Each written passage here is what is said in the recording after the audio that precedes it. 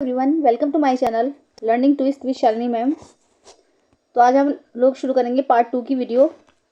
Part 1 channel पर जा चुका है। ठीक है, लेसन का नाम है चिल्ड्रंस एट वर्क, बच्चे काम पर। ये चाइल्ड लेबर के बारे में है ये लेसन। तो आप लोग पार्ट 1 की वीडियो देख लीजिएगा। उसमें बस यही बताया गया है कि उसमें एक बच्चा होता है जो अपना घर छोड़कर आ जाता है। फिर उसे एक लड़की मिलती है जया, जो कि वो कूड़ा कलेक्ट करती है जगह जगह से, गार्बेज बिन से, और फिर वो उसको बेच देती है रिसाइकलिंग के लिए। ओके, चलिए।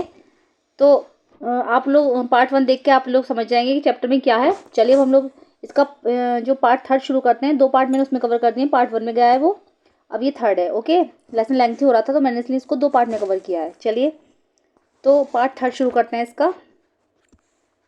There is a row of huts near some dirty puddles.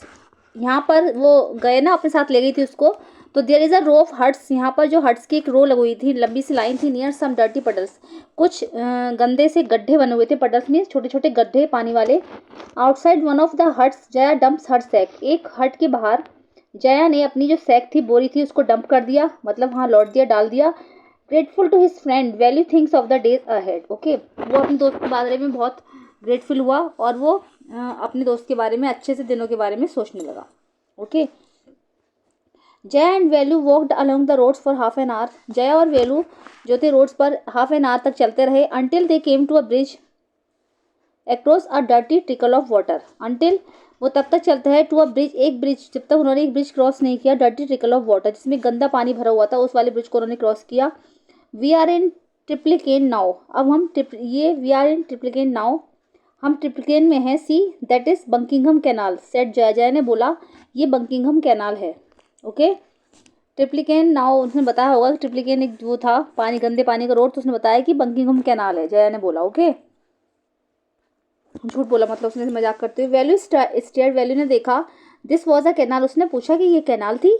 Near some puddles of water was a row of the strangest huts he had ever seen. Near some puddles of water, पानी के छोटे छोटे गड्ढों के पास, was a row of the strangest huts, एक अजीब सी huts की लाइन बनी हुई थी। ही हैड एवर सीन, जो कि उसने कभी नहीं देखी थी।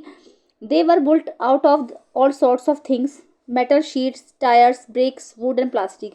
वो जो अपनी हट बनाते थे वहाँ पर, तो इन चीज़ों की बनाते थे, जैसे कि मेटल शीट्स हो गया, टायर्स हो गया, ब्रिक्स हो गया, ईंटें हो गई, वुड एंड प्लास्टिक की बनाते थे। They stood crookedly and looked as if they would fall any moment.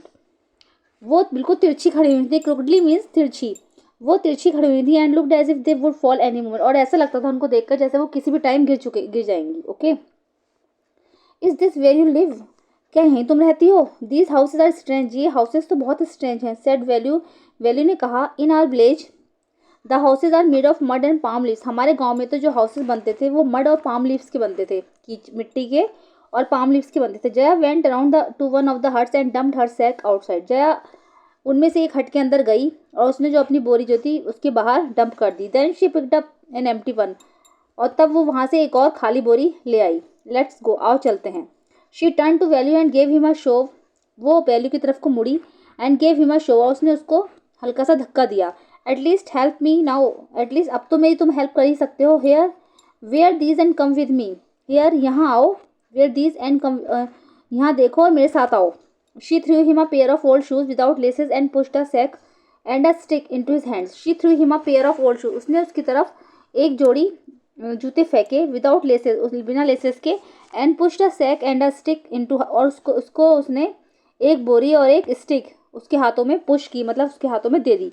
Value was confuse, Velu बहुत कन्फ्यूज था। What work did she want him to do with his things, Velu बहुत कन्फ्यूज था कि वो इन सब चीज़ों से क्या वर्क करवाएगी, क्या उसको काम बताएगी।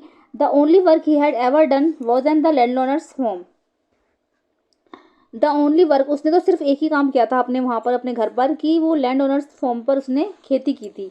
Weeding and talking cows out to graze, मतलब उसने वीडिंग की थी वहाँ पर, और एक टेकिंग काउस, और गायों को चराने के लिए वो बाहर लेकर जाता था। वीडिंग वो होती है जैसे कि अनप्लांटेड खेतों में कुछ अनप्लांटेड प्लांट्स उग जाते हैं, तो उनको निकालने को हम वीडिंग बोलते हैं। उनको निकाल दिया जाता है, नहीं तो उनसे जो फसल होती है उसकी ग्रो अच्छे से नहीं होती, उसको हम वीडिंग बोलते हैं। तो वो वीडिंग जानता था एक तो, और एक गाय को चराने के लिए बाहर लेके जाता था। Are there any farms in the city, क्या यहाँ पर भी कुछ क्या तुम्हारे सिटी में भी कोई फार्म है? ही आस्क्ड जया, उसने जया से पूछा। ओके,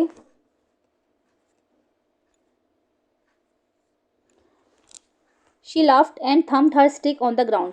वो हंसी और उसने अपनी जो स्टिक थी वो ग्राउंड पर थम्प कर दी। Farms, there are no farmers here, we are rag pickers. Farms, यहाँ पर कोई फार्मर्स नहीं है। वी आर रैग पिकर्स, हम रैग पिकर्स हैं। रैग पिकर्स मतलब हो गया जैसे कूड़ा करकट इकट्ठा करने वाले होते हैं, कूड़ा बीनने वाले, उनको बोलते हैं। Okay, we are rag pickers, हम रैग पिकर्स हैं। Rag pickers. See my sack, देखो मेरी बोरी देखो। Full of things I collected, मैंने कितनी चीज़ें हैं जो कि फुल कर रखी हैं और उनको कलेक्ट किया है। कलेक्टेड फ्रॉम वेयर, कहाँ से? आस्ट वैल्यू, वैल्यू ने पूछा। From rubbish bins, where else? Rubbish bins मतलब जो होते हैं कूड़ा करकट वाले बिन से। वेयर एल्स, कहाँ है? यू कलेक्ट रबिश, कि तुम रबिश कलेक्ट करती हो, कूड़ा करकट कलेक्ट करती हो। Velu had never heard of such a thing, Velu ने ऐसी बात कभी नहीं सुनी थी। ए ब्लॉक हेड, ए बेवकूफ, it is not any rubbish, ये कोई कूड़ा नहीं है। Only paper, plastic, glass, such things, ये कोई कूड़ा नहीं है, सिर्फ paper, plastic, glass, such things, ऐसी ही चीज़ें हैं। We sell it to the Jam Bazaar Jaggu, हम इन सबको जाम बाजार जग्गू में सेल कर देंगे। वैल्यू बस पजल, वैल्यू कंफ्यूज हो गया, मतलब पजल हो रहा था वो क्या हो रहा है। He had heard of people throwing away rubbish, but why would anyone want to buy rubbish. He had heard of people, उसने सिर्फ लोगों को थ्रोइंग अवे रबिश, कूड़ा करकट फेंकते हुए देखा था। But why would anyone want to buy rubbish, लेकिन कोई इसका कूड़ा क्यों खरीदना चाहेगा। हु इज जैम बाजार जग्गू, ये जैम बाजार जग्गू कौन है। Why he buying all this, और वो ये सब क्यों खरीदता है। You think he buys it for show, और तुम सोचती हो, you think he buys it for show, तुम सोचती हो कि ये शो के लिए खरीदता है। He sells it to a factory, इसको वो एक फैक्ट्री में सील कर देता है। कम ऑन, आओ, I don't have time to waste like you, मेरे पास तुम्हारी तरह टाइम वेस्ट करने के लिए नहीं है। Velu did not move, Velu वहाँ से नहीं चला। He had not run away and come to this new place to dig through garbage bins. Okay, वो दौड़कर नहीं गया and come to this new place, वो वहाँ पर चला गया टू डिग थ्रो गार्बेज, अपना जो गार्बेज बिन्स था उसको देखने के लिए। Jaya poked at him with her stick, Jaya ने उससे अपनी स्टिक से पोक किया। ओके, पोक का मतलब पुश किया। लुक हियर, यहाँ देखो। शी शाउटेड, वो चिल्लाई। If someone gets there before us we don't get anything, अगर यहाँ पर कोई हमसे पहले पहुँच गया तो हमें कुछ भी नहीं मिलेगा। डोंट जस्ट स्टैंड देयर, यहाँ पर खड़े मत रहो। पोजिंग, यहाँ पर खड़े खड़े पोज मत दो, खड़े मत रहो। Big hero, I am trying to help you, मैं तुम्हारी हेल्प करने की कोशिश कर रही हूँ। Who filled your stomach today, तुम्हारा पेट आज किसने भरा था। Velu scratch his head and sighed, वैल्यू ने अपना सर खुजाया एंड साइड, और उसने लंबी सी सांस ली। I will do it for now, अब मैं ये अब करूँगा। ही थॉट, उसने सोचा। Until I find a better job, जब तक मुझे एक अच्छी सी जॉब नहीं मिल जाती तब तक मैं ये करूँगा। ओके, तो इसकी जो राइटर है गीता वोल्फ, अनुष्का रविशंकर ने लिखी है, और ये सेन। ओके, ये है, इन्होंने सबने लिखी है, और शायद ये कोई नॉवल है फ्रॉम ट्रैश, ट्रैश से लिया गया। ट्रैश एक नॉवल है, उसका ही एक पार्ट है ये, जो चिल्ड्रन एंड वर्क में बताया गया है। ठीक है, on the rack picker children and recycling, और ये किसके ऊपर है। रैक पिकर चिल्ड्रन, कूड़ा बीनने वाले बच्चे, और ये रिसाइकलिंग के ऊपर है, कूड़ा करकट का जो रिसाइकलिंग होती है। ओके, तो बस इसमें इस स्टोरी में ये दिखाया गया है कि एक बच्ची जो कूड़ा बीनने वाली थी वो चाइल्ड लेबर करती थी, है ना, और एक लड़का जो अपने घर से भाग कर आया था वो भी करना ये सीख गया। तो इसमें ये दिखाया गया है कि कुछ परिस्थितियाँ ऐसी होती हैं जो इंसान ऐसा बनने पर मजबूर हो जाता है। ठीक है, अपने शौक से कोई नहीं करता, कुछ को पैसा कमाने के लिए ये सब करना पड़ता है, कुछ को अपना जीवन यापन करने के लिए सब करना पड़ता है। तो अपनी अपनी मजबूरी होती है। तो आपको ये लेसन समझ में आ ही गया होगा, अच्छे से मैंने एक्सप्लेन कर दिया है। पार्ट पूरा रीच करने के लिए आप लोगों को दोनों वीडियो देखनी होंगी। ठीक है, तो पार्ट 2 की वीडियो चैनल पर जा चुकी होगी। चलिए, कैसी लगी मेरी वीडियो जरूर बताइएगा। अगर आप मेरे चैनल पर फर्स्ट टाइम विजिट कर रहे हैं तो प्लीज़ उसको सब्सक्राइब कीजिएगा। मिलते हैं नेक्स्ट वीडियो में। Thank you so much.